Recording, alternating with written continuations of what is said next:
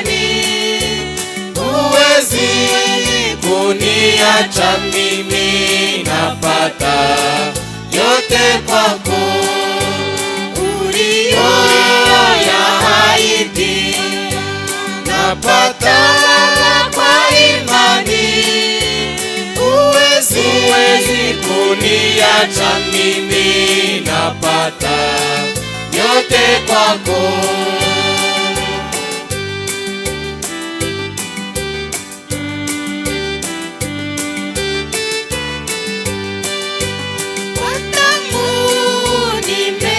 Kasika na moto wa uzima, waniletea nguvu tele, napata yote kwako.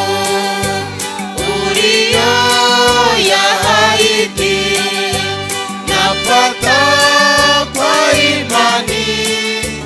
Huwezi kuniacha mimi, napata yote kwako.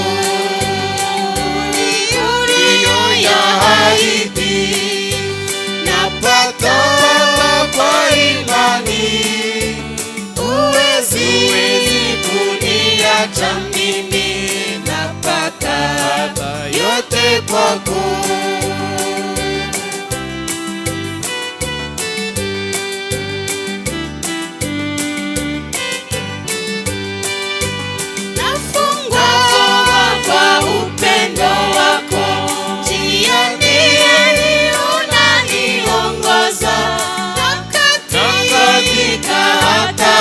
Zote napata nguvu kwako. Uliyoyaahidi napata kwa imani. Huwezi kuniacha mimi, napata yote kwako. Uliyoyaahidi kwa imani. Huwezi kuniacha mimi, napata yote kwako.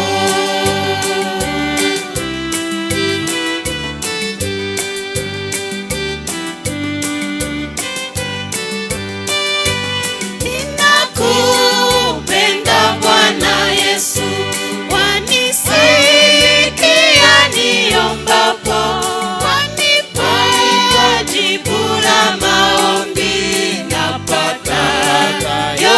Kwako uliyoyaahidi napata kwa imani. Huwezi kuniacha mimi, napata yote kwako. Uliyoyaahidi napata kwa imani. Huwezi kuniacha mimi, napata yote kwako.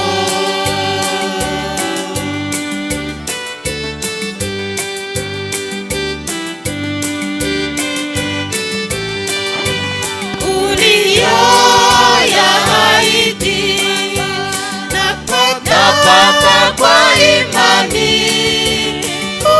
Huwezi kuniacha mimi, napata yote kwako. Uwiteka akomeza abwishimwe n'icyubahiro. Nkaba mboneho akanya ko kubasuhuza mu izina ry'Umwami Yesu Kristo. Umwami Mana, Mwuka Wera, Umwami Mana, Mwuka Wera, aduhana umugisha mu izina ry'Umwami Yesu Kristo. Mushobora kwicara gato. Ejo twatangiye dufatanya mu ijambo rivuga ngo l'unique Dieu véritable, Imana imwe rukumbi y'ukuri. Nibwo butumwa tugiye gukomeza uyu munsi. Nanze kubagora kugira ngo mudakomeza guhagarara.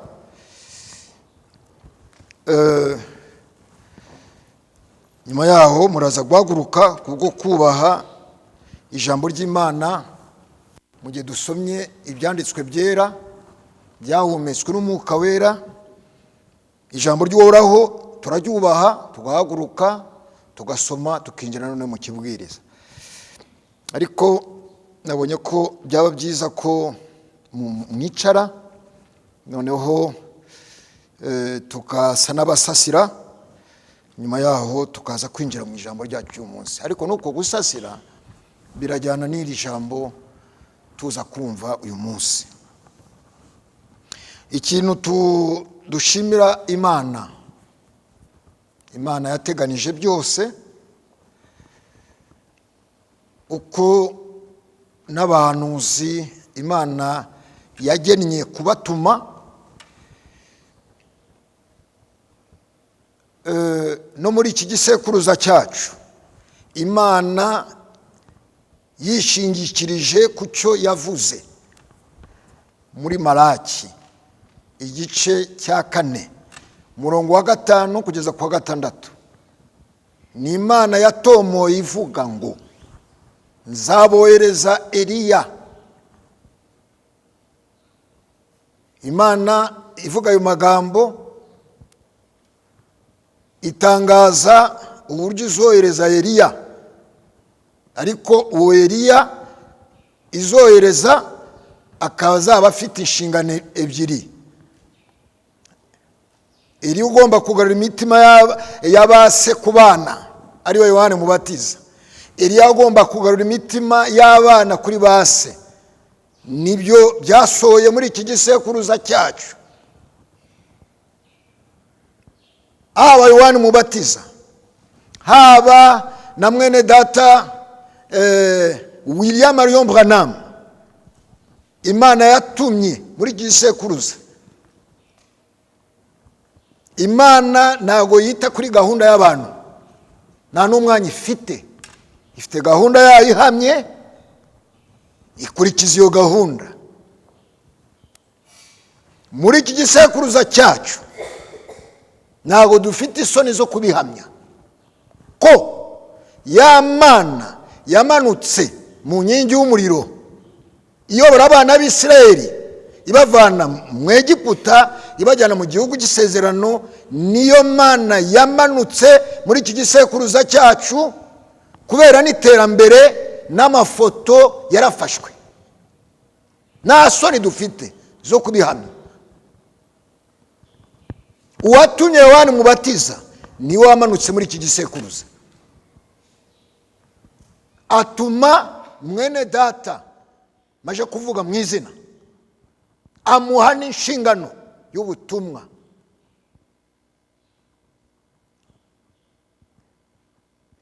Iyo Mana yahise inimanukira mu gicu, iranahamiriza, iranavuga ngo nk'uko nohereje Yohane Mubatiza kubwo gutegura kuza kwanjye kwa mbere, ubutumwa nguhaye nibwo buzategura kugaruka kwanjye kwa kabiri. Ubu butumwa nibwo twizeye, ubu butumwa nibwo bubwiriza ku isi hose. Ntabwo ari idini ryadutse, ni gahunda y'Imana ishyigikiwe n'ijuru, igomba kugera ku musozo. Iryo ni ihame, nta soni mfite zo kubihamya mu nshingano mfite zo guhamiriza ijambo ry'Imana uko ryakabaye. Mwene data ni watomo yavuga ngo kwizera kujyanye no kwitegura kugaruka k'umwami kuri muri uyu murongo na kuka Imana yashizeho. Nyuma y'iyi gahunda ibyo kuvuga ngo Yesu Kristo ngo azaza atoragura abantu mu madini yose, ntabwo bibaho. Abana b'Imana bazazamurwa bagomba kujya muri uyu murongo. Iryo ni ihame, ntabwo twarya indimi. abagomba kumenya umurongo w'Imana mu gihe cya Yohana Umubatiza ni abantu bavuye mu madini yari ariho mu gihe cya Yohana Umubatiza, bakumva ijwi ry'uwo nguwo wagomba kubanziriza Yesu. Nuko gahunda imeze, nta kintu tubihinduraho bitewe n'iri jambo tugiye kuganiraho ku byerekeye Imana imwe rukumbi y'ukuri. Bene data bashiki banjye, Yesu Kristo ariwe Mana nzima. Bari abantu nabo bihaye ibintu byo guhamya ngo Yesu Kristo niwe Mana nzima, kandi twebwe tumwakira nk'umwana w'Imana. N'uwo mwana w'Imana ntabwo umuzi, ntabwo uzi uko umwana w'Imana, ibyo uvuga utabizi, nibyo bikenewe ko Umwuka Wera ari hagati yacu agenda dusobanura uwo mwana w'Imana utazi. Noneho mukavuga ngo umwana w'Imana Yesu niwe Mana. Reka niwe Mana, niwe Mana.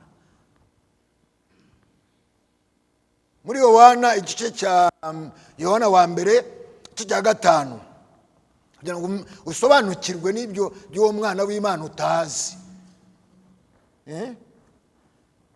Ngo Yesu ni umwana w'Imana, ntabwo uzi na se, ukabisubiramo nk'agasuku, utazi ko se ari Umwuka Wera watwikiriye Mariya agatwara inda. Icyo nicyo kintu abantu badashobora gusobanukirwa. Ngo yavugaga se ari ukwe, Umwuka Wera ari ukwe. Ni ibyo nyine bikuvangira. Niyo mpamvu tuba turi hano kugira ngo icyo kintu gisobanuke. Se wa Yesu, Imana ni Umwuka, Imana ni Umwuka Wera yatwikiriye Mariya, yiremera igitambo mu nda ya Mariya. Ariko wowe kubera ko wizera ubutatu, ubona data ari aho ngaho, umwana ari aho ngaho, Umwuka Wera nawe ari aho ngaho, ni imbaraga, ubyita imbaraga ariko utazi n'ibyo ari byo. Niyo mpamvu Imana yamanutse muri iki gisekuruza kugira ngo ibintu byose bibe wazi. Niyo nshingano dufite. Aho muri Yohana niyo ugomba no kumenya ngo umwana w'Imana niwe Mana. Mwene data yanadusomera kugira ngo urushe no gusobanukirwa. Yohana wa mbere cya 5:18, umanuke umenye by'uwo mwana w'Imana uwo ari we. Tuzi yuko umuntu wese wabyawe n'Imana adakora ibyaha. Tuzi ko umuntu wese wabyawe n'Imana, uwabyawe n'Imana ntabwo akora icyaha. Amen. Amen. Ahubwo umwana Imana yabyaye amurinda, kandi wa mubi ntamukoraho. Tuzi ko turi ab'Imana. Tuzi ko turi ab'Imana. Naho ab'isi bose bari mu mubi. Ab'isi bose n'isi y'abasenga bari mu icuraburindi. Komeza. Kandi tuzi yuko umwana w'Imana yaje akaduha ubwenge ngo tumenye iy'ukuri. Umwana w'Imana yaje kugira ngo duce akenge. Komeza. Kandi turi mu y'ukuri. Turi mu y'ukuri. Turi mu y'ukuri. Kuko turi mu mwana wayo Yesu. Turi mu mwana wayo. Iyo niyo Mana y'ukuri. Iyo niyo Mana y'ukuri. Bana bato mwirinde ibishushanyo bisewe. Bana bato mwirinde ibishushanyo. Uwo mwana w'Imana waje atume duca akenge kugira ngo tumenye iy'ukuri, tumenye n'Imana duhamya iyo ari yo. Turi muri uwo mwana wayo, niyo Mana y'ukuri. Ntakiri wakongeraho. Niyo mpamvu ibintu uvuga utazi. ngo muravuga ngo Yesu Kristo ni Imana kandi ari umwana w'Imana. Ntabyo uzi, twe turabizi. Niyo mpamvu turi hano, haba no mu ruhame, no kuri radiyo, no kuri televiziyo. Ibi ngibi twabisubiramo no ku isi hose, aho tugenda tuvuga ubutumwa. Ngo ni akadini kadutse kabari ako Kabeza, urimo uratwibeshaho. Ubu butumwa bwatangiye muri iki gisekuruza ku isi hose. Imana ifite amantene, ifite abavuga butumwa. Wenda ntabwo tuba dushaka no kwivuga, ariko bibaye na ngombwa dushobora no kwivuga. Ntabwo tuvuga ubutumwa hano ku Kabeza gusa, twageze n'ahandi kandi tuzajya n'ahandi. Nuko duhagaze noneho mu gihe turimo gusasira. Mwene data Karamuka, igira hano imbere.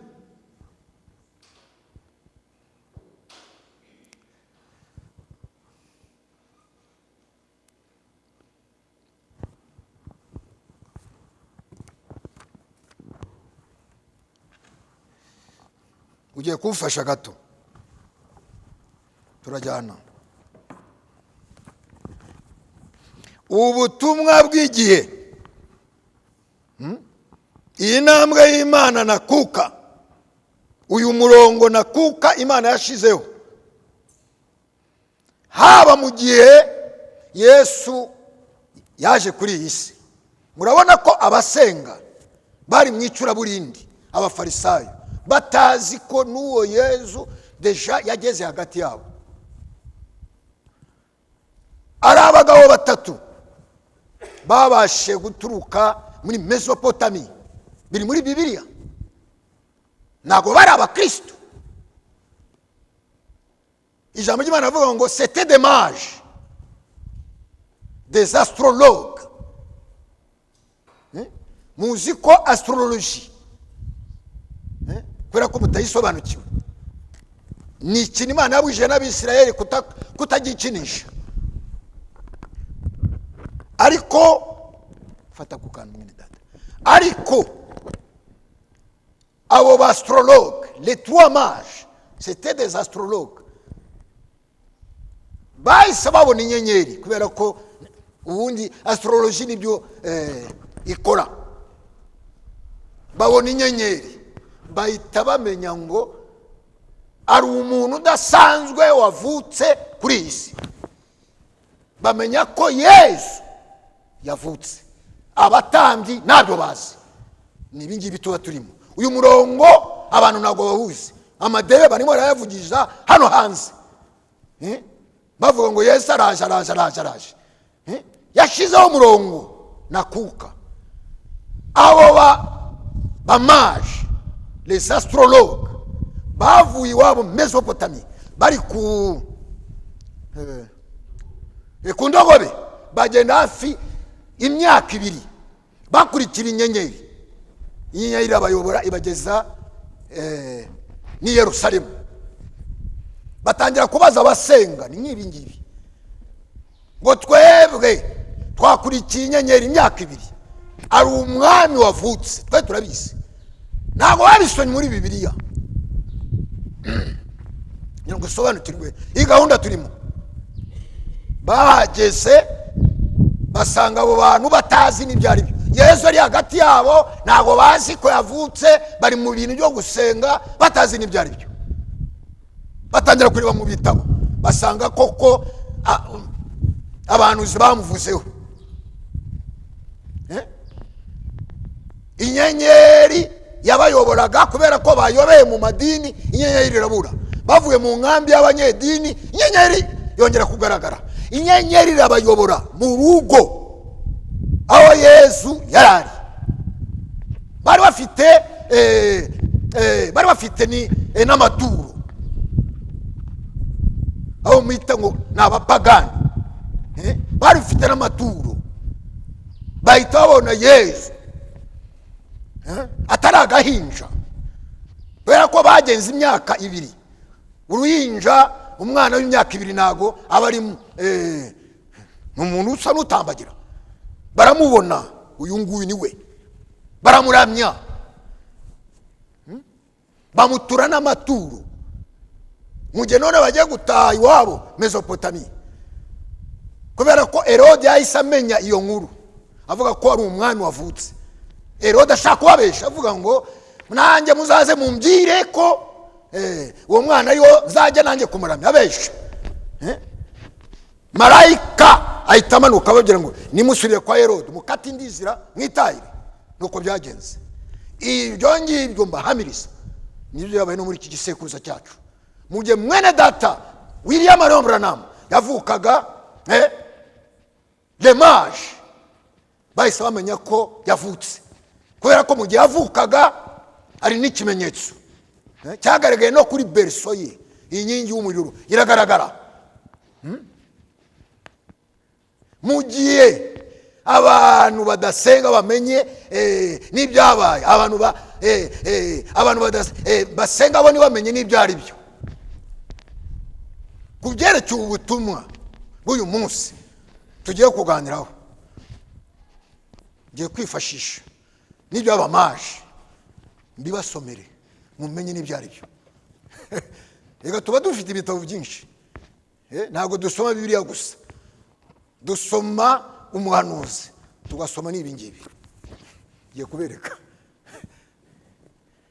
wabivanye wabitoraguye narabibonye.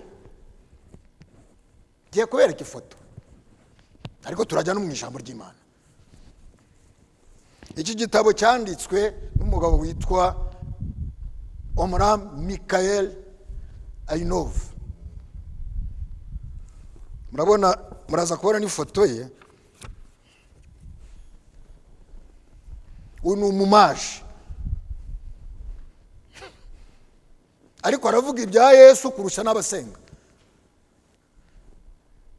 Yesu ahamiriza. Uyu ni umumaje, ntabwo ari umukristo, ni kimwe na babandi. Nibyo ngiye kubasubira mu kanya. Ubuhamya avuga n'ubutumwa bw'igihe bikabihura, kandi sitemaje ngiye kubasomera. Aka ni agatabo cye yanditse, titire yako ikaba ivuga ngo le véritable enseignement de Christ. Uyu ni umumaje uvuga ibi. Ngiye no kubasomera, mwene data aramfasha gusobanura. Ni citation ye, iri kuri page y'147. En général, on confond tout. Et les chrétiens disent Jésus ou le Christ, sans faire absolument aucune différence. Jésus, c'était l'homme. L'homme qui a vécu en Palestine à une certaine époque. Et le Christ, c'est le principe divin que Jésus a reçu en lui, qui se manifestait à travers lui.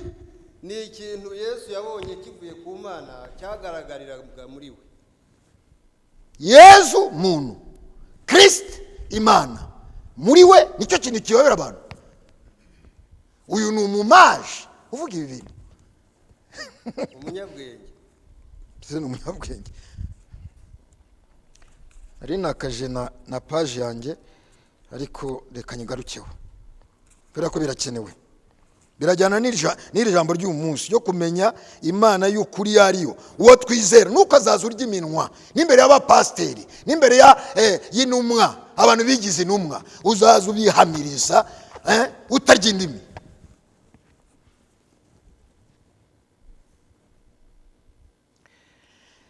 Si c'était le Christ qui avait parlé en ce moment-là sur la croix,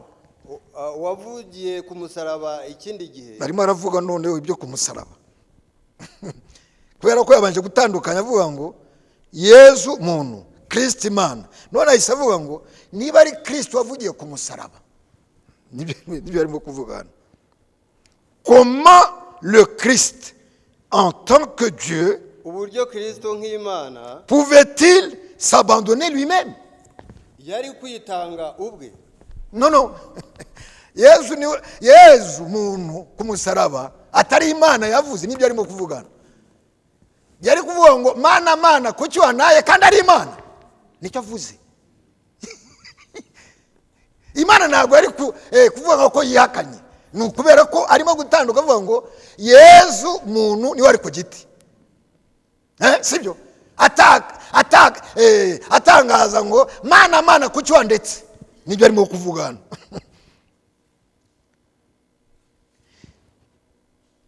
Il arrivait à Jésus d'être fatigué, homme.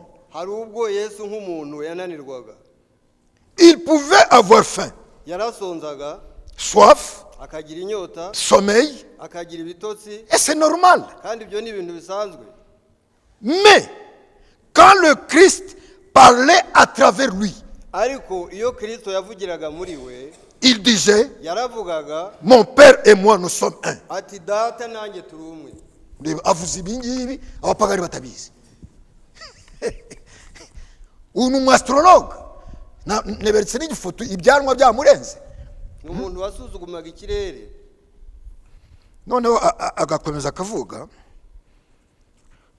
je suis le pain du ciel. Munyavuga ngo je suis le pain, ni Imana. ndi umugati uva mu ijuru. Je suis la lumière du monde, ni Imana. ndi umucyo w'isi. Je suis la résurrection et la vie. ndi ukuzuka n'ubugingo. Je suis les cèpes et vous êtes les sarments. Je suis les cèpes. ndi umuzabibu namwe muri amashami. Je suis le chemin, ndi inzira, la vérité et la vie. ukuri n'ubugingo. Ni Imana ivuga noneho. Niyo mpamvu abantu batabitandukanye. Ngo wavugiraga muri we n'umuntu ntibamenye n'ibyo ari byo. Ariko twe twizera ko Yesu wabyawe na Mariya. Mariya ntabwo yabyaye Imana. Ntabwo wabyara Imana ngo ubeho. Imana itagira se, itagira na nyina. Ariko Yesu umuntu yabyawe na Mariya. Ariko Kristo we ntabwo yabyawe na Mariya, niwe Mana. Ni ibingibi uyu mugabo ahamiriza. Tugenda tudutoragura mu nzira.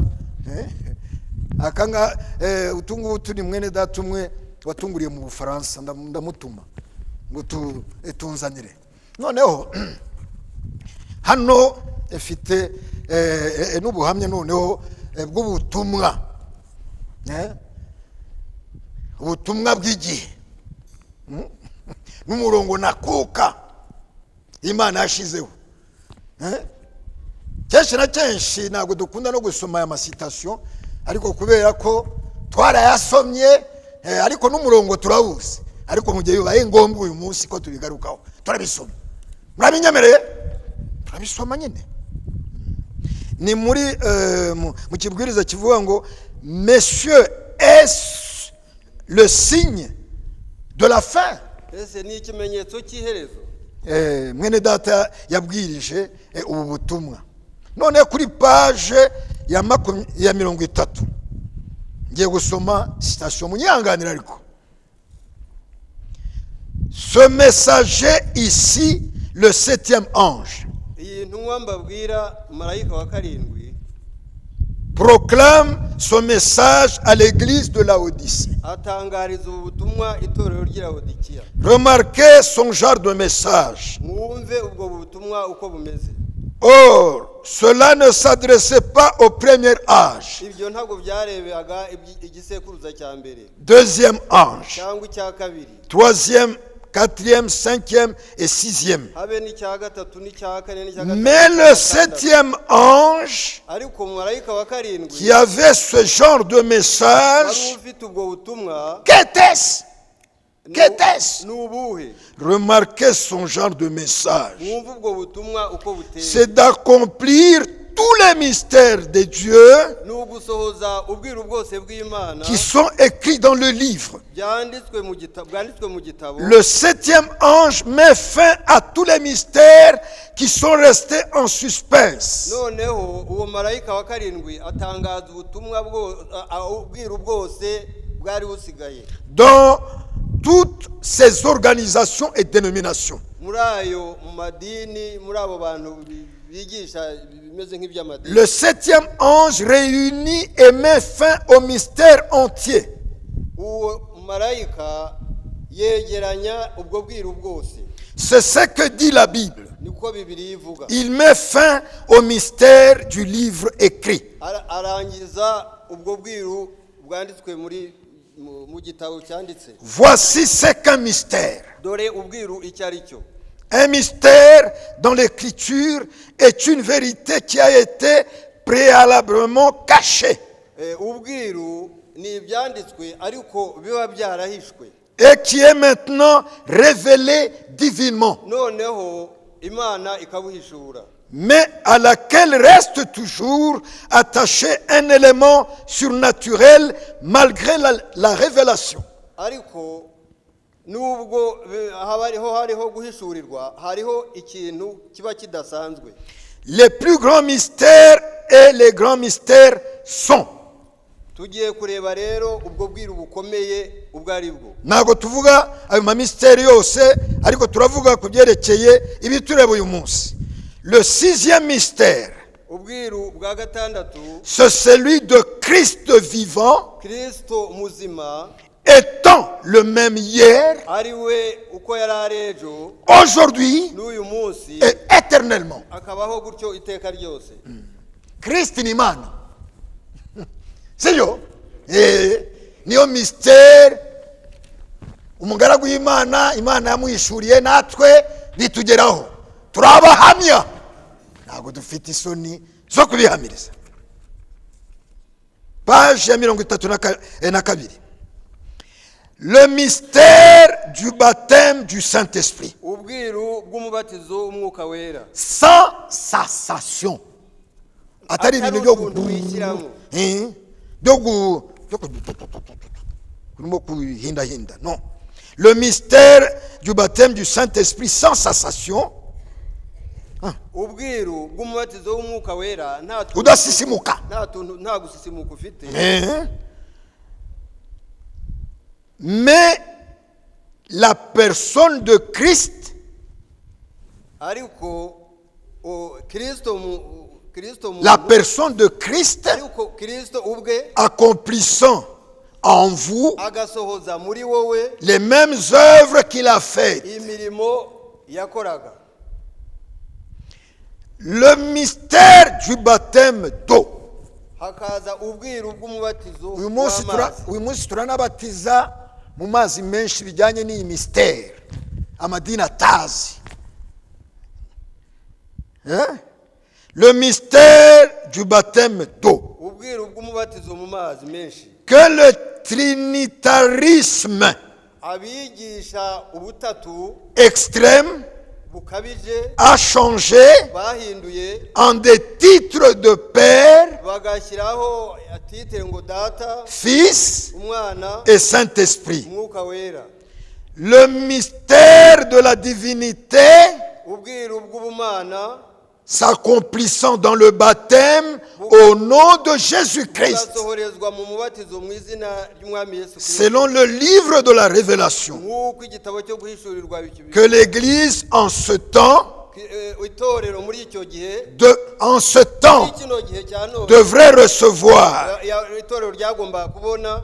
Voilà certains des mystères. Ubwo ni bumwe mu bwiru.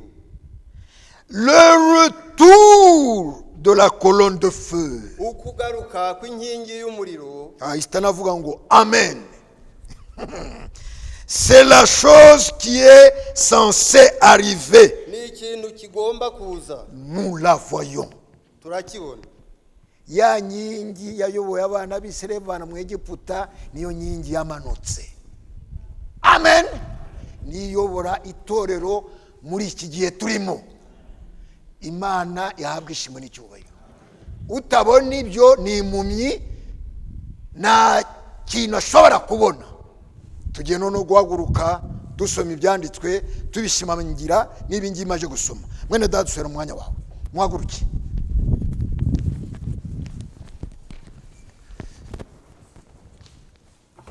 turasoma mu Kuva igice cya 3 murongo wa 9 kugeza kwa 14. Kuva igice cya 3 guhera ku murongo wa 9 kugeza ku murongo wa 14. Voici, les cris d'Israël sont venus jusqu'à moi, et j'ai vu l'oppression que leur font souffrir les Égyptiens.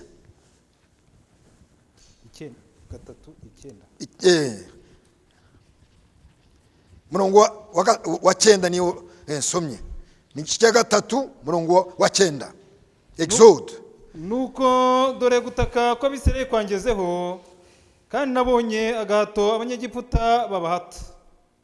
Maintenant, va, je t'enverrai auprès de Pharaon, et tu feras sortir d'Égypte mon peuple, les enfants d'Israël. Nuko none ngwino ngutume kuri Farawo, ukure muri Egiputa ubwoko bwanjye bw'Abisirayeli. Moïse dit à Dieu, qui suis-je pour aller vers Pharaon et pour faire sortir d'Égypte les enfants d'Israël? Mose abwira Imana ati, ndi muntu ki wahangara kwegera Farawo ngo nkure Abisirayeli muri Egiputa? Dieu dit, je serai avec toi, et ceci sera pour toi le signe que c'est moi qui t'envoie. Quand tu auras fait sortir d'Égypte le peuple, vous servirez Dieu sur cette montagne. Iramusubiza iti, nukuri nzabana nawe, ibizakubera ikimenyetso yuko ari nge ugutumye, nuko uzakura ubwo bwoko muri Egiputa mugakorera Imana kuri uyu musozi. Moïse dit à Dieu, j'irai donc vers les enfants d'Israël, et je leur dirai, le Dieu de vos pères m'envoie vers vous. Mais s'ils me demandent quel est son nom, que leur répondrai-je?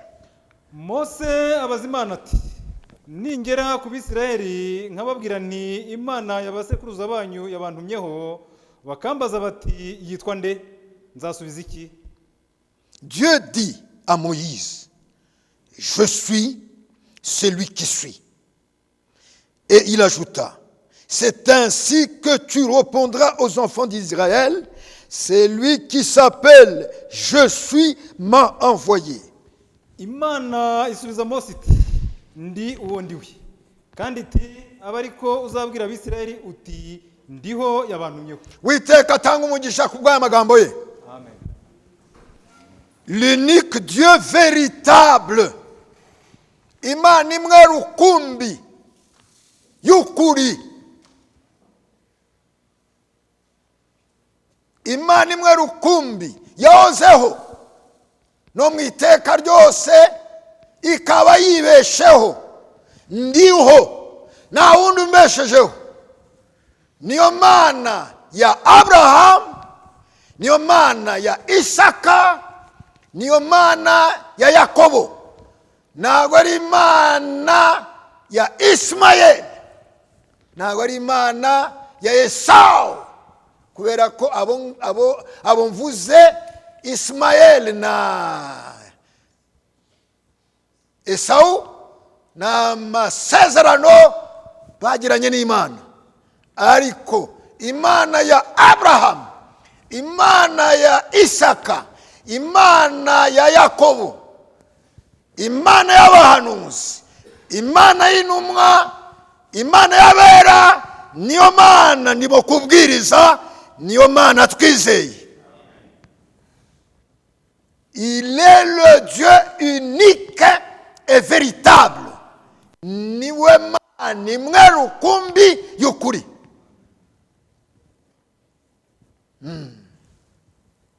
Nta mana eshatu zabayeho mu iteka ryose.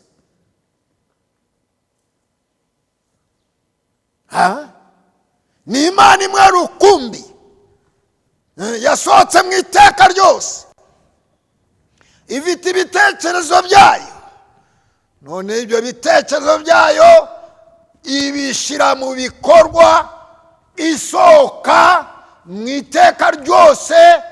Ijambo ry'Imana rikavuga noneho au commencement, mu ntangiriro, iyo Mana yibeshejeho, iyo Mana ndiho, isohoka mu iteka ryose, itangira noneho kurema. Au commencement, Dieu créa les cieux et la terre. Nibyo umuhanuzi Yohana abona ibyabaye ku ntangiriro. Muri Yohana igice cya mbere, murongo wa mbere n'uwa kane, mwene zadusomera.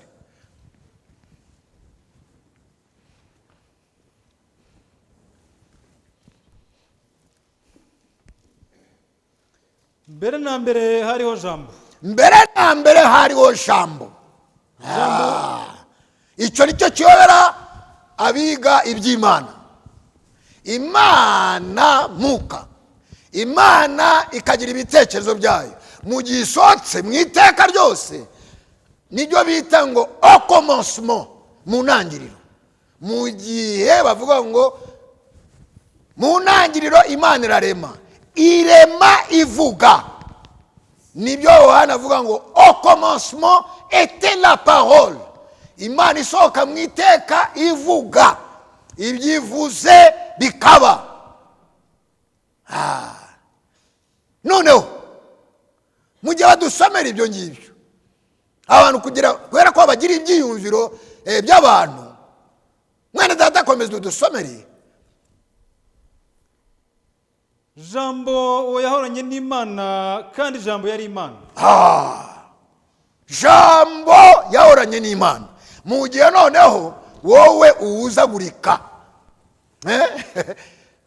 n'imyiyumvire yawe ya kimuntu, mu gihe wavuze ngo jambo yari kumwe n'Imana, wowe uhita ubona ngo ari Imana ari na jambo, niba birakuvangira. Noneho umwuka wera abereyeho kugira ngo agufashe. Jambo yari kumwe n'Imana, jambo yari Imana. Urabyumva noneho? Niyo mpamvu ndi hano kugira ngo dufatanye. Nawe uzumva ubu butumwa utari hano kugira ngo ubashe gusobanukirwa. Jambo yari kumwe n'Imana. Mu gihe wawe ufite iyo myumvire, uhita ubona ngo Imana iri hariya, jambo nawe yariya. Noneho Imana mu gihe iri hano na jambo ari hano, bavuze ngo jambo yari Imana. Noneho bihita biba Imana ebyiri, akaba Imana yari kumwe na jambo, jambo nawe ni Imana, babaye babiri. Noneho mu gihe ijambo rimanutse, rirahita rikomeza rivuga ngo jambo yaremye byose. Tuzi ko umuremyi ari umwe. Niba jambo n'Imana ari babiri, Imana ikaba ari umuremyi mu ntangiriro, jambo nawe indi Mana ku ruhande nayo ikarema, abaremyi bahita baba babiri. Kandi ntago byashoboka, Imana niwe muremyi, yasohotse mu iteka ryose ivuga, niyo bita la parole. Amen. Dusomere. Niyo mpamvu abantu nibazaze basoma bihuta. Uwo yahoranye n'Imana mbere na mbere, ibintu byose niwe wabiremye. Ibintu byose niwe wabiremye. Mu ntangiriro igice cya mbere umurongo wa mbere, mu ntangiriro Imana irema ijuru n'isi. Aho ngaho birasobanutse. Muri Yohana bahise banahamya ngo yari kumwe n'Imana, niwe waremye byose.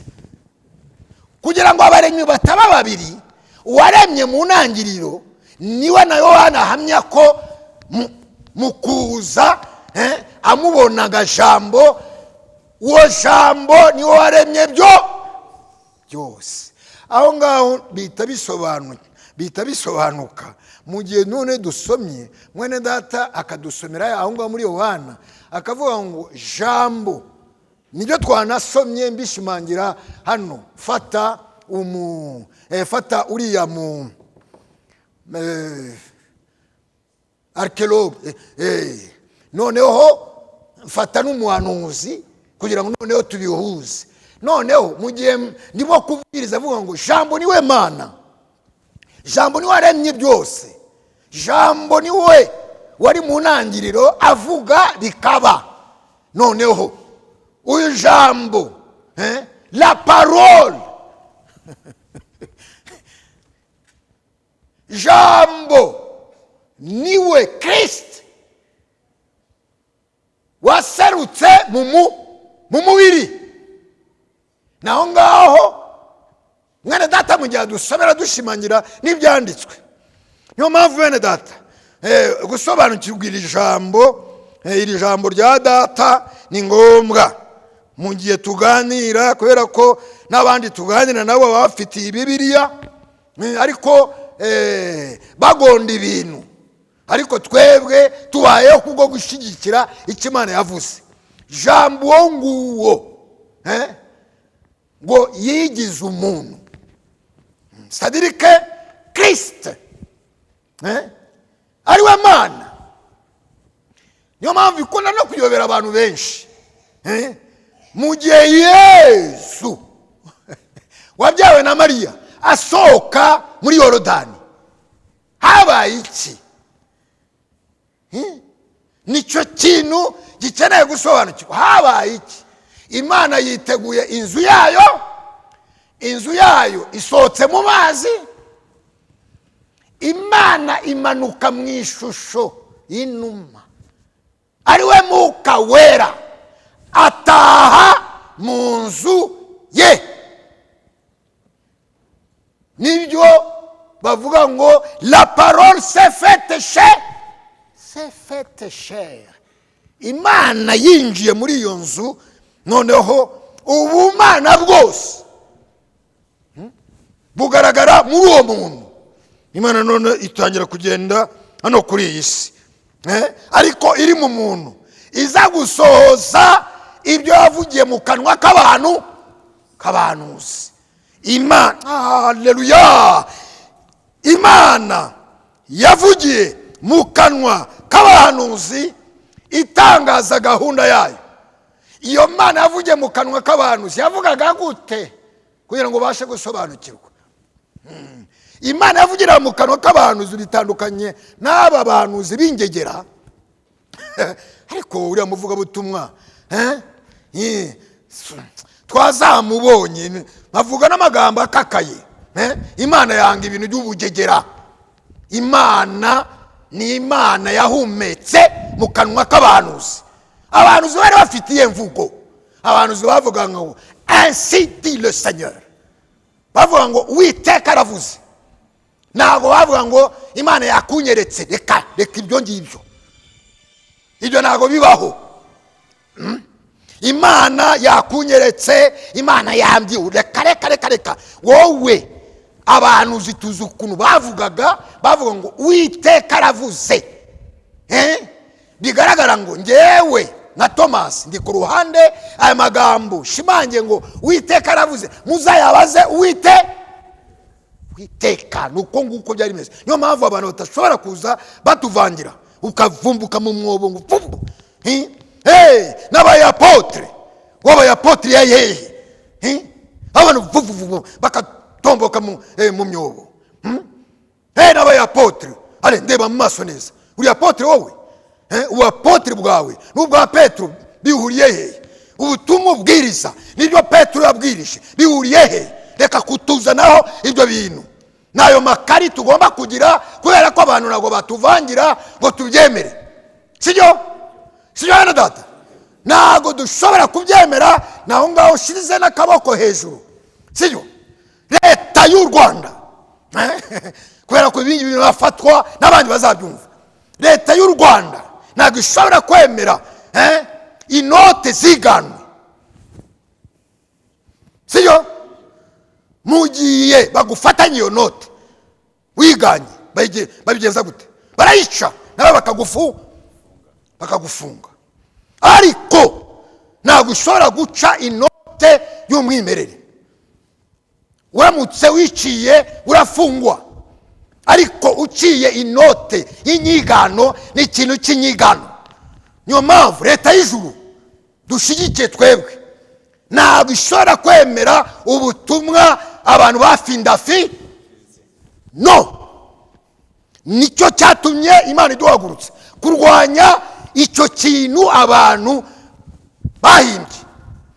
Imana dushubije ku mwimerere uko ubutumwa bwatangiye, no guhagurutsa n'abakozi. nta bintu byo kwituma, sibyo? nta bintu byo kwituma.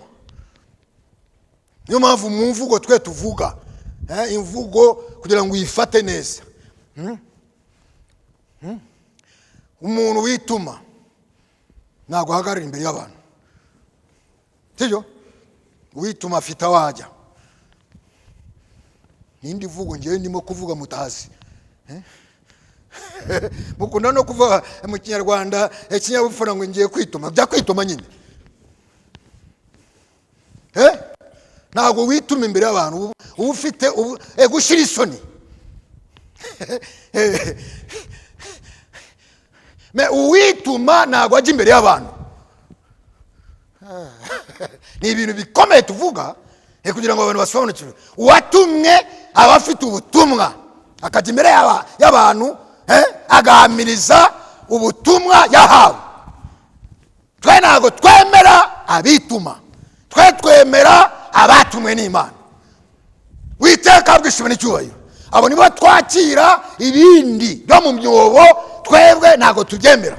niyo mpamvu bitewe n'iyi gahunda turimo, icyitwa inyigano y'ubukristo, umwuka wera abereyeho kubicamo kabiri kugira ngo noneho abantu bamenye umurongo w'Imana. Uwiteka habwishimwe n'icyubahiro.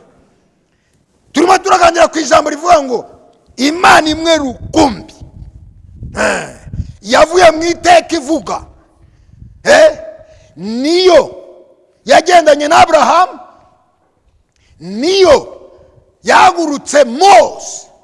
mwene data dusomere Exode 20:1. Imana ivuga aya magambo yose iti: ndi Uwiteka Imana yawe yagukuye mu gihugu cya Egiputa mu nzu y'uburetwa. Imana ivuga aya magambo, ni Imana imwe rukumbi. ntago yasize mu cyumba umwana n'umwuka wera basigaye aho ngaho basinzira, sinzi ibyabo. ni Imana imwe rukumbi ivuga. niyo yamanutse isanga Mose, imusanga ishingikirije ku cyo yabwiye Aburahamu. Imana twizera, Imana abera bizeye, ni Imana ihagarara ku cyo yasezeranyije. yemwe bene data bari hano, bashiki banjye muri hano, Imana ntabwo ihuzagurika. niba yaragusezeranyije ikintu iba yiteguye no kugisohoza. ntukazarambirwe, uzaza utegereze.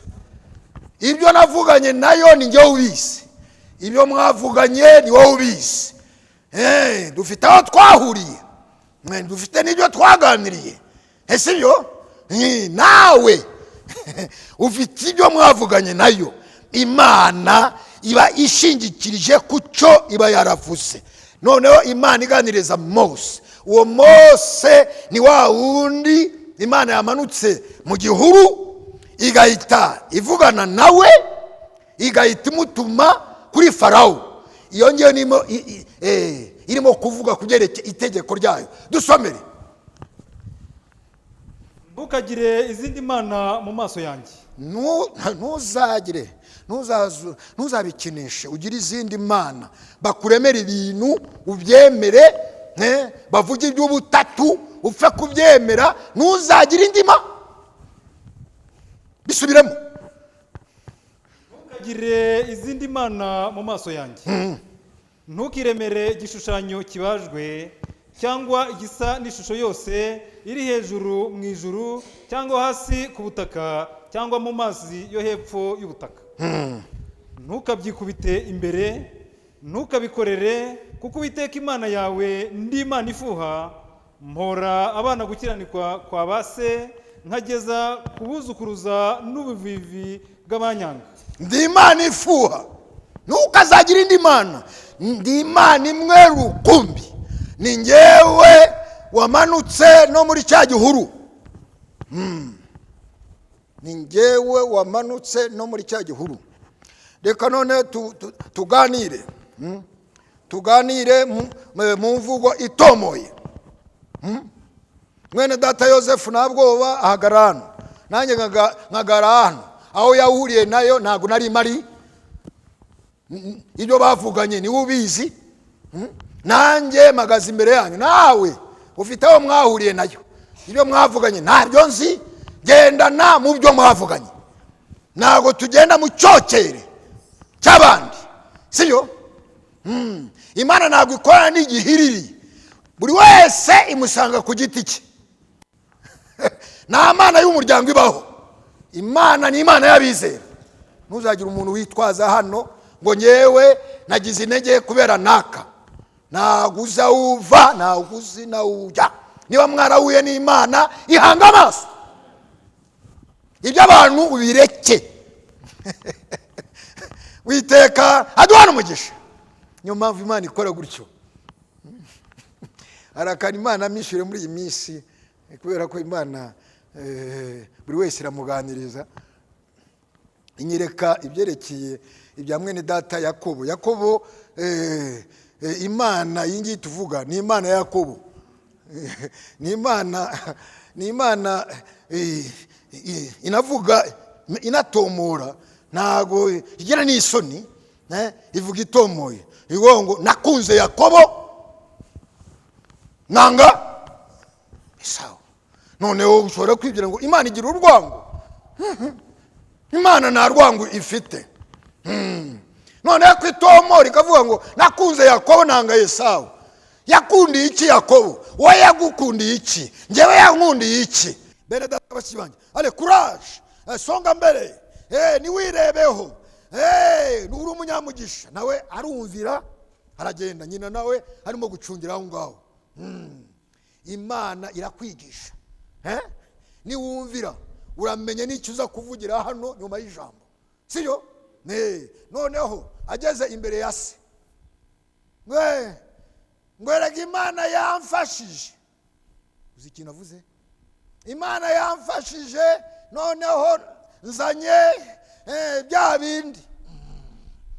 None papa we nubwo atarebaga amajwi y'abana banjye ko nyaza kwirijwi, ijwi rya Yakobo kandi igihe natumye Esau, ni ibiki byamvangiye?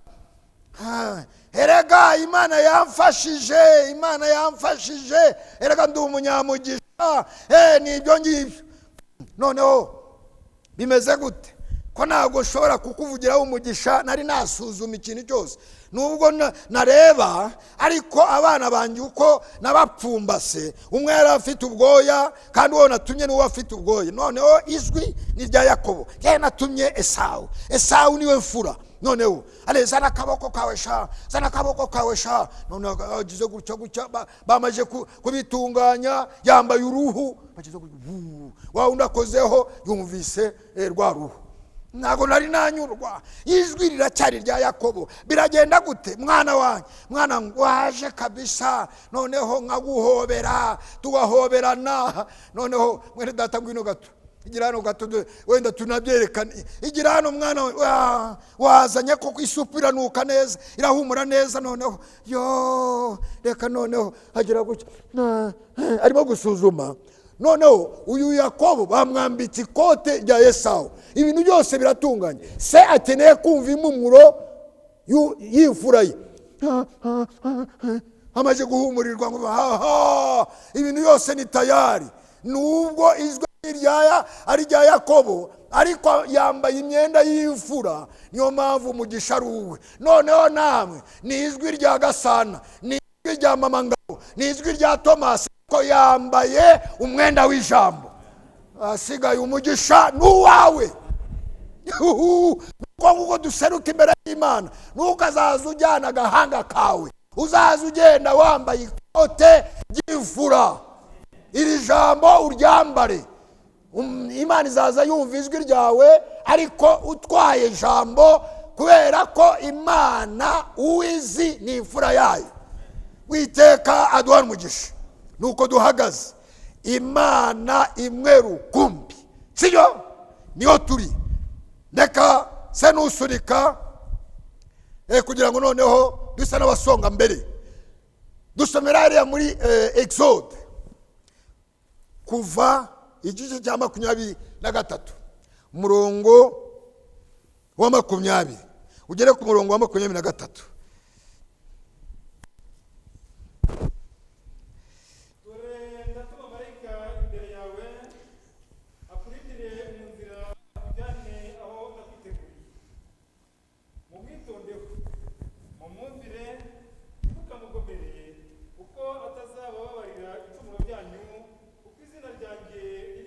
Rekera aho ngaho. Dore shize marayika wanjye imbere yawe. Uwo marayika wari imbere y'Abisirayeli ni Uwiteka, Imana rukumbi. Uyu marayika bagomba kumvira ijwi rye ni Uwiteka. Nicyo kimagaze gitumye magara hano mbabwira kugerekeye Imana imwe rukumbi. Simubona ko ariya mu kuva igice cya 23 bavuze ngo uyu marayika arabajya imbere abayobore mu mwumvire. Dusomere mu ntangiriro igice cya kuva igice cya 3 were ku murongo wa mbere. Kuva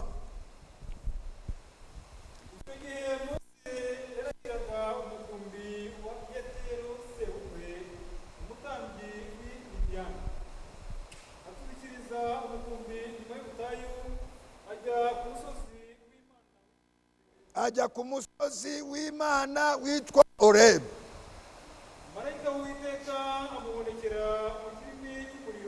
Marayika w'Uwiteka amuboneka mu kirimi cy'umuriro ariya muri cya gihuru. Bavuze nde? Bavuze marayika w'Uwiteka amubonekera muri cya gihuru. Kugira ngo ubashe gusobanukirwa by'Imana nzima, marayika w'Uwiteka niwo Uwiteka. Uraza kumva ariya twasomye dutangira ijambo ngo Uwiteka avugira mu gihuru. Kandi hariya mu ntangiriro bahise bavuga ngo marayika w'Uwiteka niwe ugaragaye. Marayika w'Uwiteka niwo Uwiteka. Nimo ndasoza kugira ngo tubashe gusobanukirwa Imana nzima imwe rukumbi iyo ariyo. Komeza usome.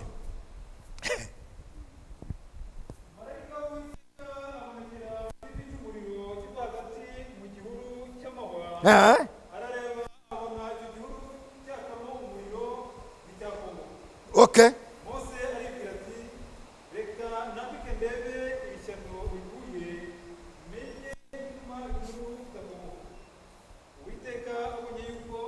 Oya mwumvise noneho marayika w'Uwiteka niwe wagaragaye mu gihuru. Noneho Mose ahindukira bavuze ngo Uwiteka arimo kumuganiriza mu gihuru.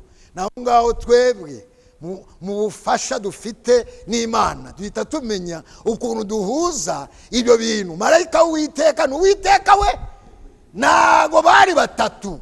Marayika w'Uwiteka mu gihuru ni Uwiteka, kugira ngo ubashe gusobanukirwa amagambo. Komeza udusomere.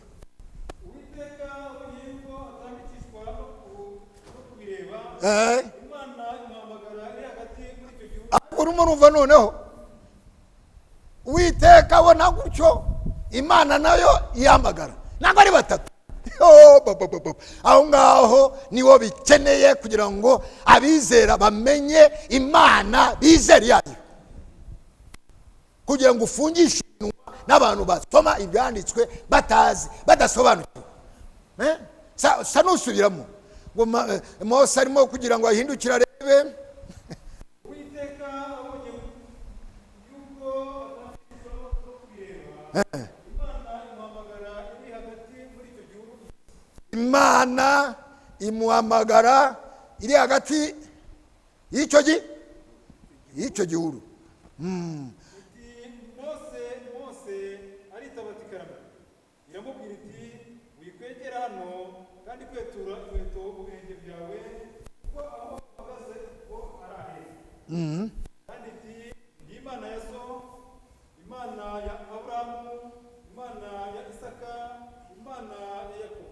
rwose mura ko niyo Mana irimo yivuga. Isimayeli yari ahari, Esawu nawe babayeho. Kuki itahise yivuga ngo ndi Imana ya Aburahamu, ndi Imana ya Isimayeli, ndi Imana ya Esawu? Oya, Imana ukuntu ikora, Imana ikorana n'abayumvira, ikabaha amasezerano. Abo ngabo ihaye amasezerano barategereza, Imana ikabasohorezaho amasezerano. Naho ngaho none duhamya ngo natwe turi abana bisezerano, kubera ko uko mubona amagaze hano, uko mwicaye hano, n'abandi bene data bari ku isi bakaba bahagaze bavuga ngo twebwe uko mutubona hano, bitewe n'uko Imana yavugiye mu kanwa ka Malaki ikohereza Eliya twaramwakiriye. Iryo jambo turi abana b'isezerano. Mu gihe Imana yashoje amasezerano yayo muri iki giseruza, twabonye idusura nuko duhagaze, turi abana b'isezerano. Imana yiteguye no kudusohorezaho amasezerano yayo, uko yadusuye itegura kugaruka kwayo. Tuzayibona no mu bicu. Amen, amen.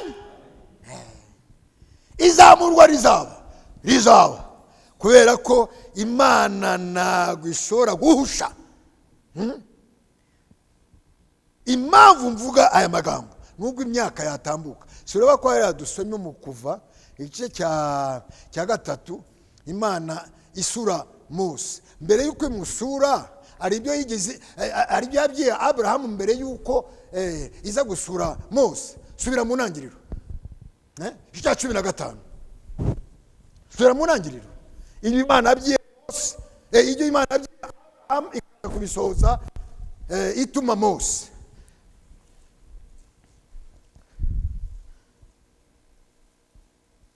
Murongo wa 12 ugeze ku murongo wa 17. Ikirengarenga Aburahamu asinzira ubuticura, ubwoba butewe n'umwijima w'icuraburindi buramufata. Ikirengarenga coucher du soleil. Noneho Aburahamu ngo afatwa n'iki? Dusomere di. Ikirengarenga Aburahamu asinzira ubuticura, ubwoba butewe n'umwijima w'icuraburindi buramufata koko. Ariko mbere yuko asinzira yakoraga iki Aburahamu?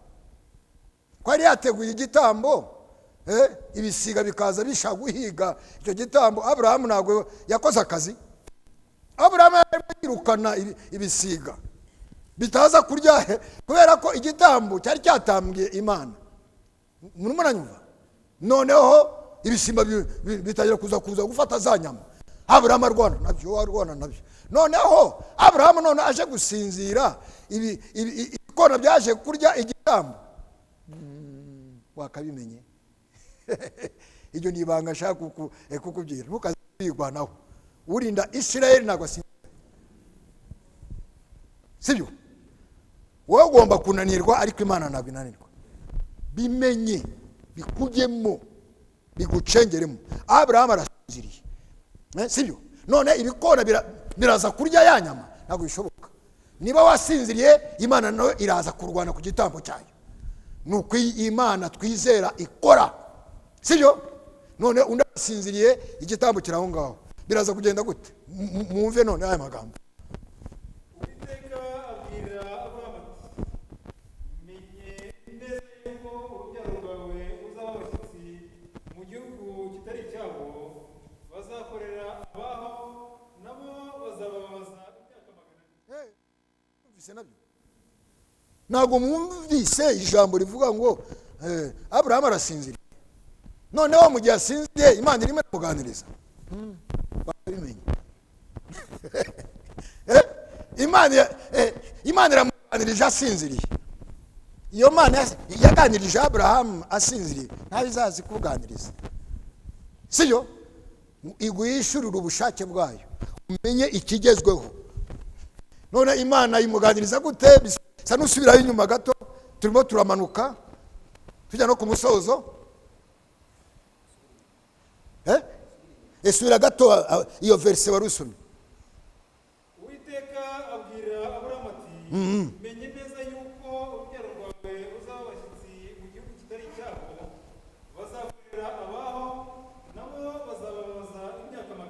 mwumvise noneho imana izi ibigomba kuba ku bisirayeli, sibyo? ibitangariza Aburahamu bitari byanabaho, sibyo? ngo menya yuko abazagukomokaho bazajya mu buretwa, none ariko ngewe Imana zamanuka mbavaneyo. Nibyo twasubiye muri Exode, ni Imana yimanukiye bitewe n'ibyo yavuze ashize imyaka myinshi. Nibyo ngomba kubatangariza mu izina ryaho. Watatanyije Israel niwe mu gihe gikwiriye yababashe kubongorera bakaba bari mu gihugu cyabo. Hezbollah n'abari abo muri Gaza ntago bashobora kubavanayo mu gihe ari Imana yabateretse. Iyo Mana yavanye Israel irya no hino, niyo yatuvanye mu madini ataramwe. Iyo Mana ishigikiye ubu bubyutse. Amen. Icyo mukimenye. Siyo? Naho ngaho ubona mu gihe Imana iri ku murimo. Murabona Abisirayeli basubiye iwabo, bashatse no kubariganya, babwira ngo hari isambu tubabone i Bugande. Kareka twebwe turi Abagande, twebwe ari iby'Imana yatuvuzeho. Imipaka y'igihugu cyacu ni Imana yayikase. Ibintu byo kutujyana mu Bugande ntabwo tubemera. Twebwe tugomba gutaha iwacu. Le mouvement sioniste iratangira gutyo, bakaba bari wabo. Noneho gatangira gucukura imyobo uciyemo hasi ujya kubacokoza. Urahura n'akaga. Nibyo murimo kubona kuri internet. Urahura n'akaga gakomeye, urapfusha abantu benshi. Nukazaza ukinisha itorero ry'Imana kandi abibasabye mu izina ry'Uhoraho, sibyo? Abahamagawe ni benshi. Nariya twari turi ntabwo twapfuye amasambu, twapfuye iri jambo. Munyumve, ntabwo ari amasambu.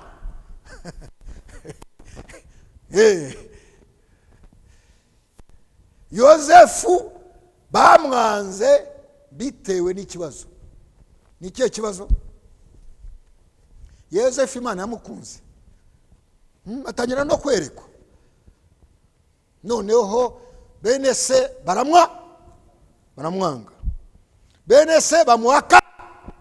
Ndimo ndasoza none. Bene se baramwanga, bene se bamuhaka. Imana yemera ko ajya muri ako kato. Ese byo? Ariko Imana yabanye nawe muri ako kato. Wakabimenye. Imana yabanye nawe muri ako kato, yabanye nawe. Aho yakandagiraga hose Imana yaramuhaga akaba umugisha. Nyuma yaho byaje kugenda gute kugira ngo umenye umusozo w'iyi gahunda. Akato barakaduhaye, twaranakemeye, ariko bimenye mwisoza ry'umurimo, intsinzi iri mu ruhande rw'Imana. Intsinzi iri mu ruhande rw'Imana. Siyo? Imana yabanye na Yosefu no mu nzu y'imbohe. Imana yabanye nawe. Ari mwene se wamugeragaho, se yamugeragaho, ariko Imana yamugeragaho. Ibyo birahagije. Nimwe ndasoza kugira ngo mbashe gusobanukirwa uko Imana ikora. Amapfa yarateye, amapfa ariho, ndacyababaza. Amapfa ariho, amapfa yo kumvira ijambo ry'Imana ariho. Nyuma onana hanze hano ni inkuru z'ubutumwa, ibintu bitasobanutse, ibyo guhimbahimba. Ariko nubwo ari amapfa, Imana igomba kugaburira abayo. Witeka abwishimire cyubahiro. Cyone data. Ngo byarazimye, ngo bakoraga n'ingendo, noneho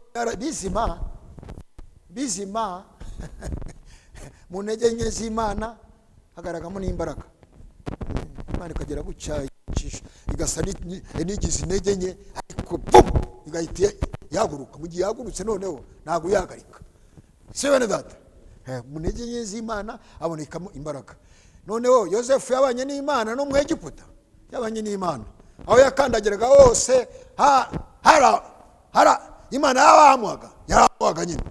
Si bene data, noneho bigera n'igihe kubera amapfa yabaye, ba bene se baza, erega papa yadutumye, turashonje, murashonje, murava hehe? Papa wanyu ariho, mufite na murumuna wa yababonye, inzara yabamereye nabi. Papa noneho ubwo muje mushaka ibiryo, noneho inda yarafatanye n'umugongo, reka mbaye uturyo mujye kurya. Yosefu aratubaha kandi azi ko bamugambani, mujye kurya, mugende mujye musurize na papa wanyu, kandi wa papa wabo avuga niwe papa we, kandi bari bamuhaye akato. Si bene data, akato ngenda kera, wowe urakanga, ntuzakange mu gihe uzi kuri mu bushake bw'Imana.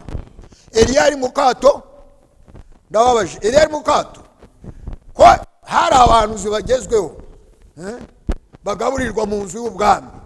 Eliya we yari mu kato, yari mu kato nyine, yibera mu ishyamba, agaburirwa n'ibyiyoni, abandi barya amafiriti.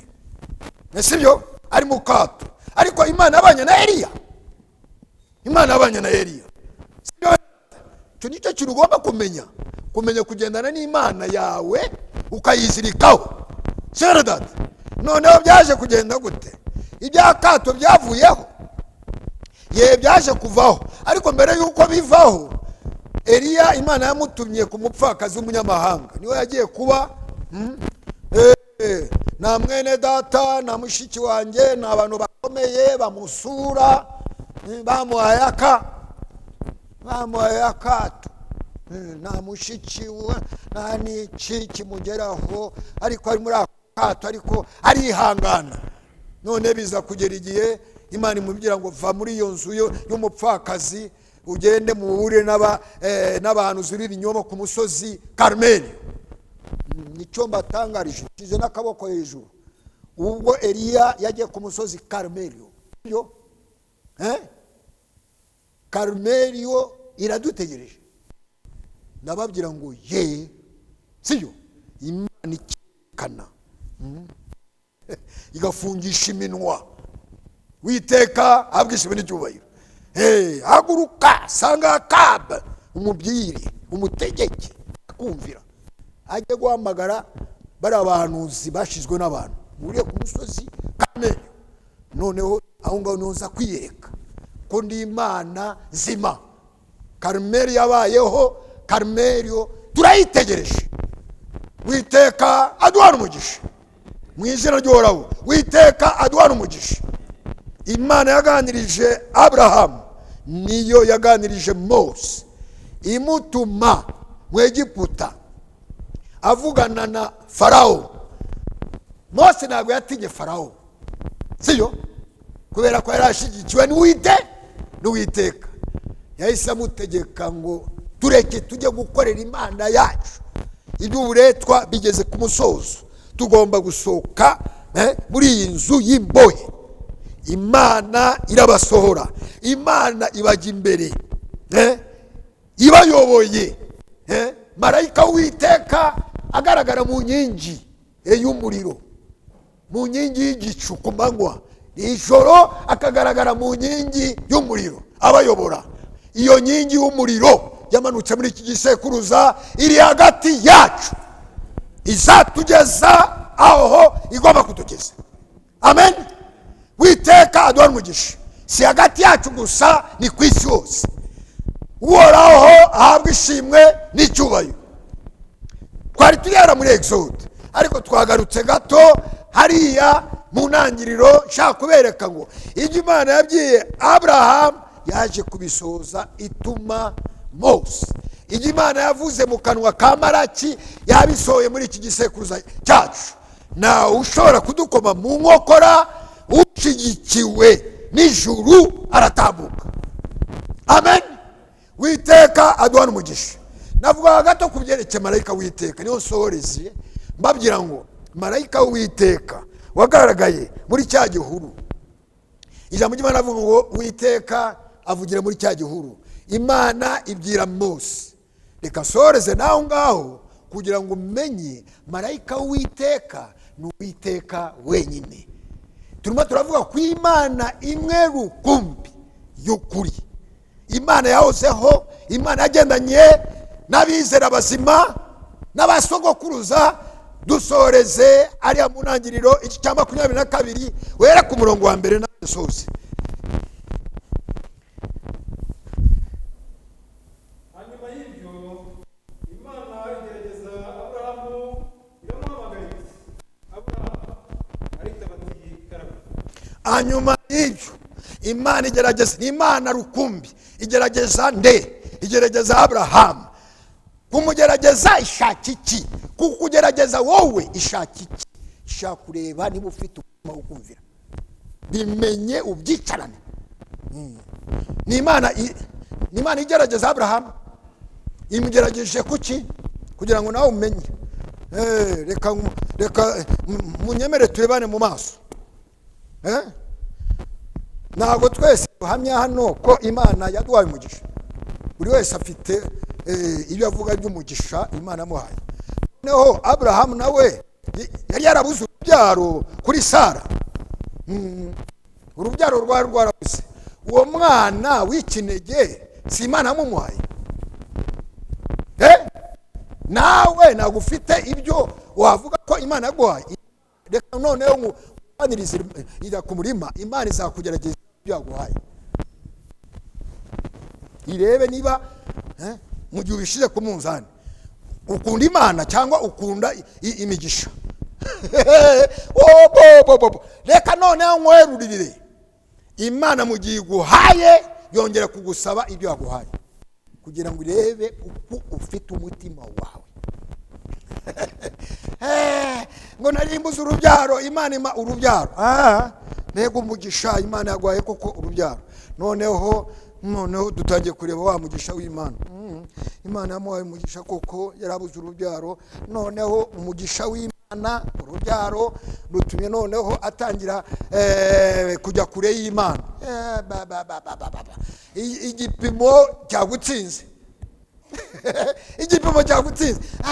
Imana niyamaye akazi. Imana niyamaye akazi. Koko mfasha no muri ako kazi. Noneho ako kazi kagiye kuguteranya n'Imana. Uri mu kaga. Noneho akazi ariwo mugisha cyangwa umwana nagufata umwanya wa mbere w'Imana. Imana ni igomba gufata umwanya wa mbere. Amen. Reka Imana niyamaye akazi, nawe murabibona. Bo none ijambo ry'Imana riravuga iki? Ese byo? Ijambo ry'Imana ryo riravuga iki? Uravuga ngo Imana yaguhaye akazi. Herega yamaye n'umushahara ugaragara kandi murabibona. Biranagaragara ye. Reka mbaye n'ubuhamya. Reka mbaye n'ubuhamya. Kapiteni, reka mbaye n'ubuhamya. Gasare, reka mbaye n'ubuhamya. Imana yamaye umugisha. Reka ngwe n'ubuhamya. Maje kugura n'imodoka enye. Sura ko nimo kugira gucya. Maje kugura n'imodoka enye. Sumira ko ari umugisha. Noneho ibyo Imana igusaba n'izo modoka enye, shira ku munzani noneho. Iyo migisha. Sibyo? Turebana amaso ku yandi. Niyo mpamvu ibyo byose ushobora gutangaho ubuhamya. Sibyo? Uvuga ko ari imigisha.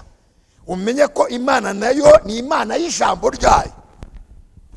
Imana izazi kugerageza mu byo yaguhaye kugira ngo umenye. Imana yagerageje Aburahamu mu byo yamuhaye. Nababajije wa mwana w'ikinege yari ategereje imyaka myinshi. Imana igiye kumusaba uwo mwana. Soma, reka dusoze. Iramubwira iti jyana umwana wawe w'ikinege ukunda Isaka. jyana umwana wawe w'ikinege. ni Imana yamumuhaye, ni Imana yamuhaye akazi, ni Imana yamuhaye umwana, reka mbiririmbe bitangeho n'ubuhamya. noneho Imana igiye kukugerageza mu byo yaguhaye kugira ngo irebe. ntabwo ikeneye ibyo yaguhaye, ikeneye kureba umutima wumvira.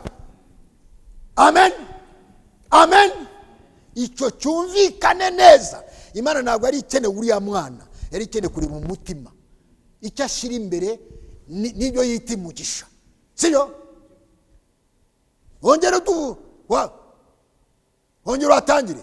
Imana igerageza Aburahamu, bisubiremo uko byakabaye. hera ku murongo wa mbere. hanyuma y'ibyo Imana igerageza Aburahamu, iramuhamagara iti Aburahamu. hanyuma y'ibyo amya ko ari umugisha. hanyuma y'ibyo byose Imana igomba kukugerageza, ntabwo ishobora kugusiga. mu gihe urubyaro rwa Aburahamu, Imana ntabwo yagusiga. nawe igomba nyuma y'ibyo uhamiriza, Imana ikugerageze, none irebe hagati y'ibyo wari utegereje n'imigisha n'ibyo ijambo rigusaba, none ushyire ku munzani. somere mudasoza. aritaba ati karame, iti jyana umwana wawe ukunda Isaka, ujye mu gihugu cy'i Moriya, umutambirireyo umusozi ndimubwire abe igitambo cyuzuye. Aburahamu azinduka kare kare, ashyira amatandiko ku ndogobe ye, ajyana n'abagaragu be babiri na Isaka umwana we. wumvise noneho? wumvise? ngewe nabamiriza ko Imana amaye umugisha, noneho Imana itangiye kugerageza isaba mu byo yamaye, none mbigundiyeho, nangiye kuvuga ngo ngo noneho Imana kwikize, ko Imana ikine, noneho itangiye kusaba n'ibyanjye. igomba kubigusaba nyine, ireba niba ufite umutima wo kumvira. Aburahamu yarumviye, ndababajije, Aburahamu yarumviye. natwe turi abana ba Aburahamu, natwe tuzaye twumvira nka we, kugira ngo noneho ya migisha turirimba Imana ikomeze. Witeka aduha migisha mu izina ry'Uhoraho. Aburahamu yarumviye, ntabwo yashidikanye. birashoboka ko ari dayimoni itangiye kuza kumbwira ibi ngibi. no, yahise amenya ko ari ijwi ry'Imana, ashorera umwana we. si Uwiteka? none Uwiteka na marayika ni bamwe? reka nsoze dusomera umurongo wa 15 ugere ku murongo wa 18. soze ndashoje.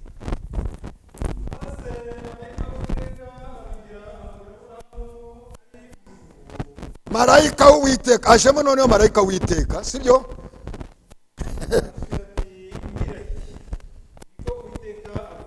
marayika noneho w'Uwiteka ariraye. mwumve,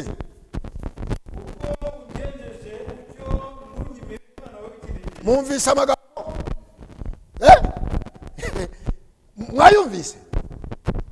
si marayika w'Uwiteka wiraye? noneho arimo asubiyemo ya magambo ahandi twatangiye, ubutanye umwana wawe nagusabye. bisubiremo neza kugira ngo abantu bajye.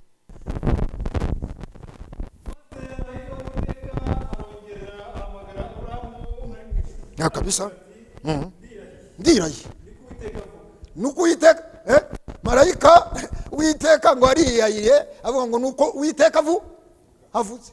noneho wumvise?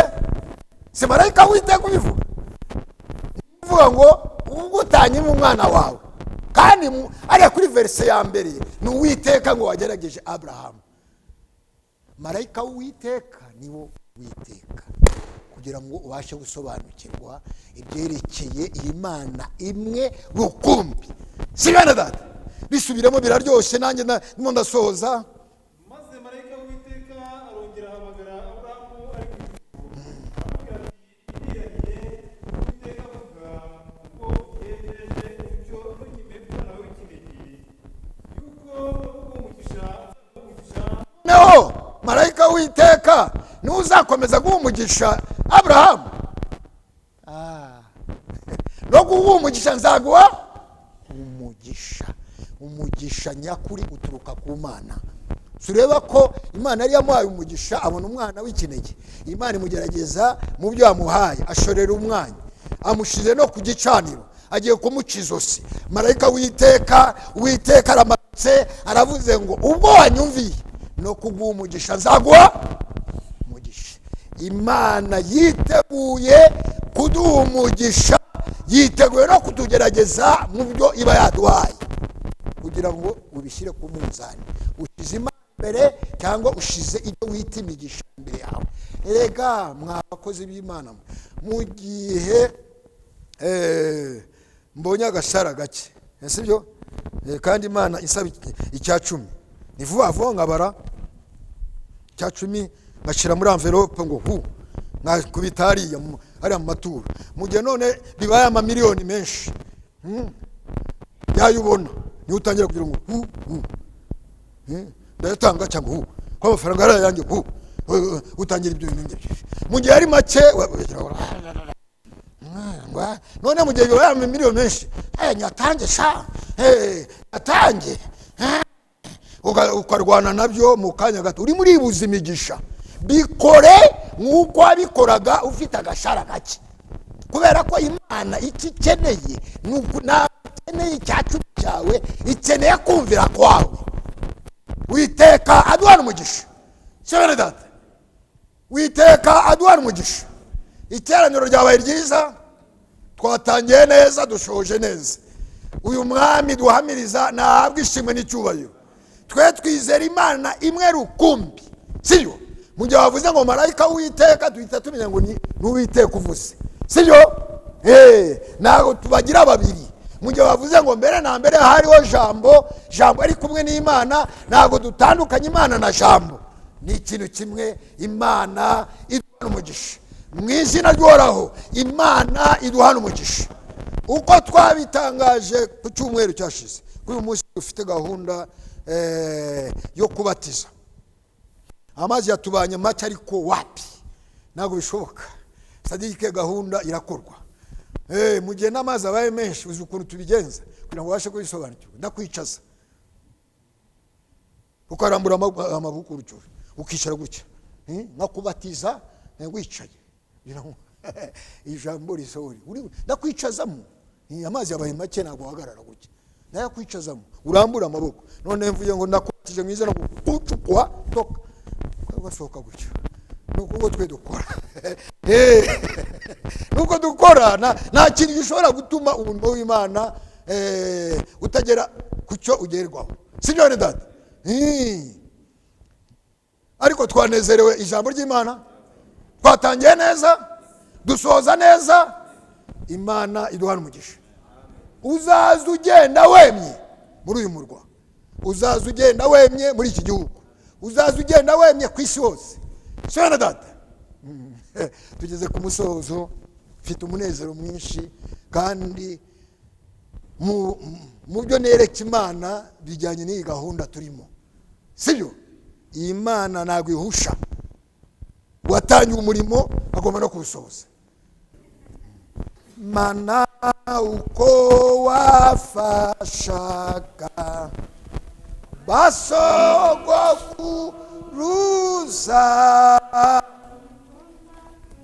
niko natuzadufasha koko munyakirinde, niko natuzadufasha, niko natuzadufasha munyakirinde.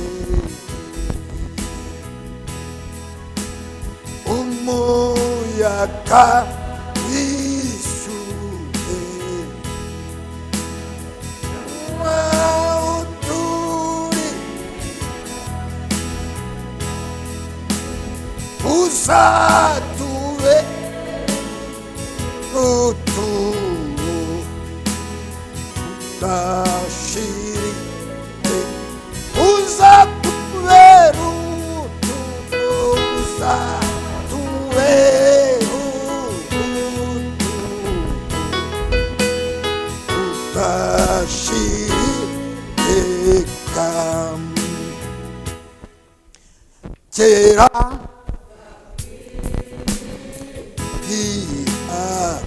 koko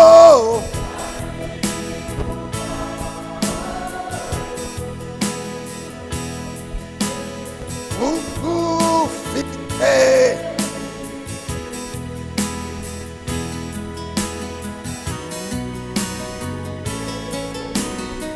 tugufite nitwifuza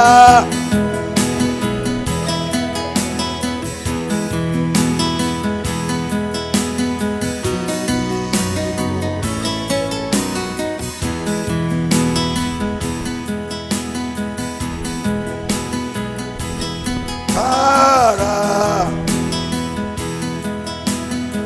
isi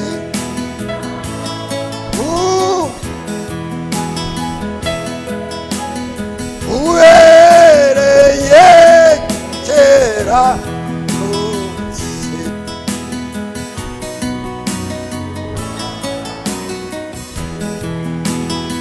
kera kose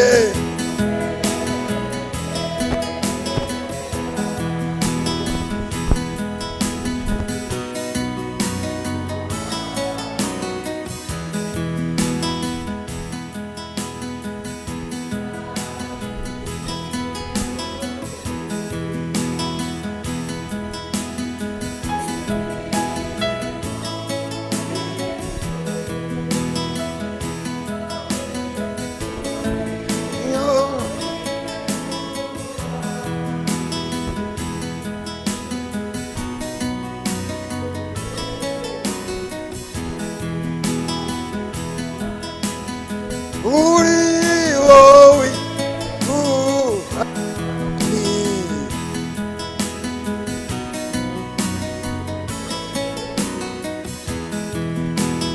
bene data bashiki banjye urinda Isirayeli ntago wahunikira bene data bashiki banjye Imana yasohotse mu iteka ryose ivuga Imana yatamitse ijambo ryayo abahanuzi Imana yavugiye mu kanwa k'intumwa iyo Mana ntago ihinduka niyo Mana imaje kutuganirira muri aka kanya kwizera kuzanwa no kumva iyo Mana nzima yakwiyeretse ikakwishurira ikaba imaje kutuganiriza muri aka kanya iyo Mana ndaguhamirije yiteguye no kumva mu gihe ubumbuye umunwa ukayiganiriza bumbura umunwa wanapfukama aho uri wanarambura amaboko ntago turambura amaboko imbere y'umwanzi tuyarambura imbere wanesheje mu gihe Imana yakuyobora ukaza gupfukama hano ukanapfukama aho uri we ugakomeza wenda no guhagarara ariko ugapfukamisha umutima wawe ugatakamba Imana ya Abrahamu Imana ya Isaka Imana ya Yakobo Imana wizera niyo iri hagati yacu yiteguye kumva gutakamba kwawe reka dusenge Data twese uhoraho Mana idahinduka Mana yahozeho Mana iriho wowe wagendanye na Abrahamu ukagendana na Isaka ukagendana na Yakobo ukagendana n'abahanuzi ukagendana n'intumwa ni wowe umaje kutuganiriza muri aka kanya tubumbuye umunwa imbere yawe mwami tuko iri sengesho uyu mwuka wera muri twebwe mwami wumve ijwi ry'umwuka wera utuyora muri iri sengesho woraho Mana ihinduka wewe wanshoboje kuguhaniza muri iri teraniro y'umugisha wowe soko y'ibyo dukeneye byose wakira ijambo ryawe muri aba ngaba bari hano n'abazaryumva agapfukama imbere yawe akagusaba mwami, wowe soko y'imigisha dukeneye, wowe ugera hose icyarimwe, nk'umugaragu wawe sabiye umugisha wakiriye, uzakira imbuto y'ijambo, umuhezagire mu izina ry'umwami Yesu Kristo. Kubw'ibikomere byawe twabashe gukira uburwayi, mwami uhe gukira uburwayi uwo ari we wese waguhanga amaso. Nkuragije abakobwa bawe, nkuragije abahungu bawe, nkuragije abagaragu bawe, nkuragije abera bawe ku isi hose, ubambere umugisha aho bari bose, ni mu izina ry'umwami wacu Yesu Kristo mbisabye, amen. Amahoro y'umwami aruta ubwenge bwarwo bwose atane natwe.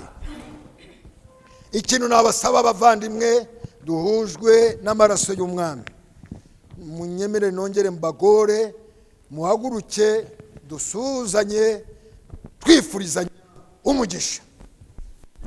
Biteguye kubatizwa uyu munsi nk'uko twabitangaje, baraza gusigara kugira ngo dusoze iyo gahunda, dutahe mu mahoro y'umwami. Naho kuwa gatatu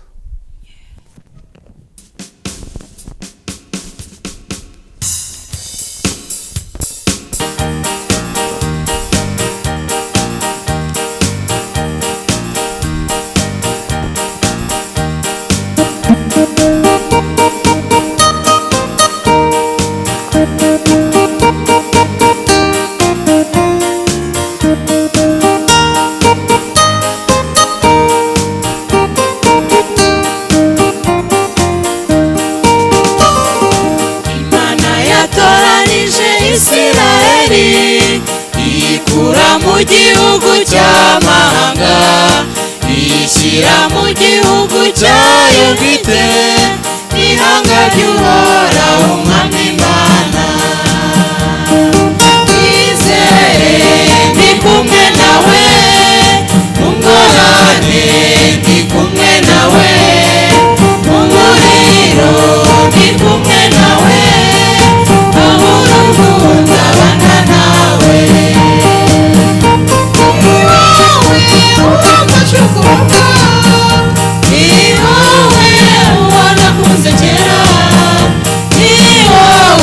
Namenye ubwa mbere na mbere, aho uzajya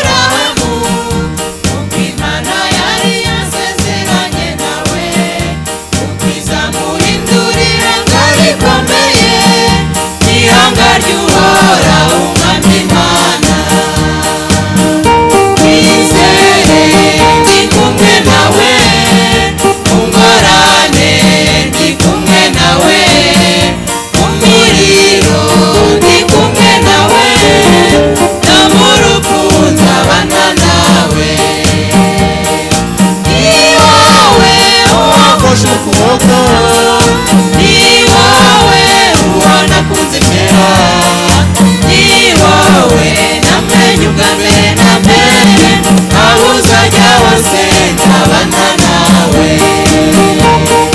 Ni wowe wamfashe ukuboko, ni wowe wanakunze kera, ni wowe namenye ubwa mbere na mbere, aho uzajya hose nawe.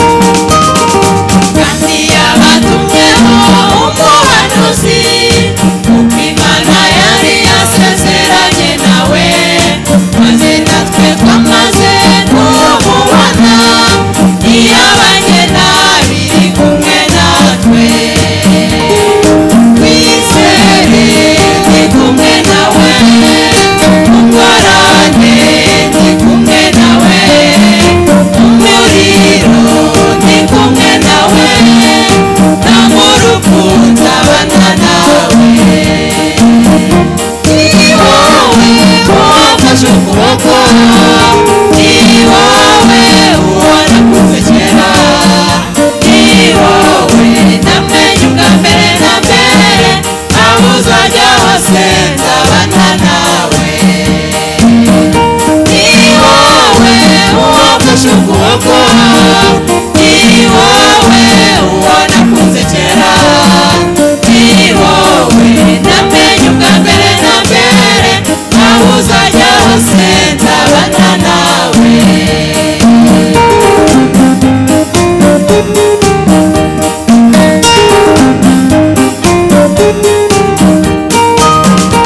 Abaza kurwanya bose nzabarwanya, abaza gufasha bose nzabafasha, imisozi yose izikubita hasi, icy'icyubahiro icy'umwami Imana. Wizere ndi kumwe nawe, ingorane ndi kumwe nawe, umuriro ndi kumwe nawe, no mu rupfu nzabana nawe. Ni wowe uwafashe ukuboko, ni wowe uwo nakunze kera, ni wowe namenye ubwa mbere na mbere, aho uzajya hose nzabana nawe. Ni wowe uwafashe ukuboko, ni wowe uwo nakunze kera, ni wowe namenye ubwa mbere na mbere, aho uzajya hose nzabana nawe.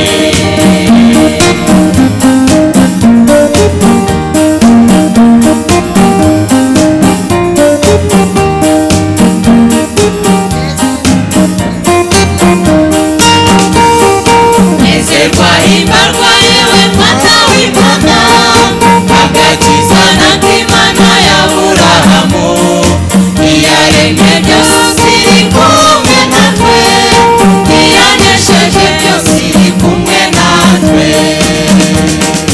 Wizere ndi kumwe nawe, mu ngorane ndi kumwe nawe, umuriro ndi kumwe nawe, no mu rupfu nzabana nawe.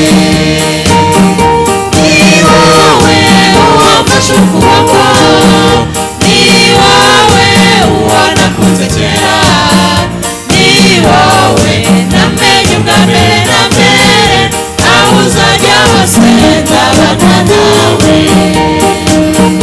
Ni wowe uwafashe ukuboko, ni wowe uwo nakunze kera, ni wowe namenye ubwa mbere na mbere, aho uzajya hose nzabana nawe.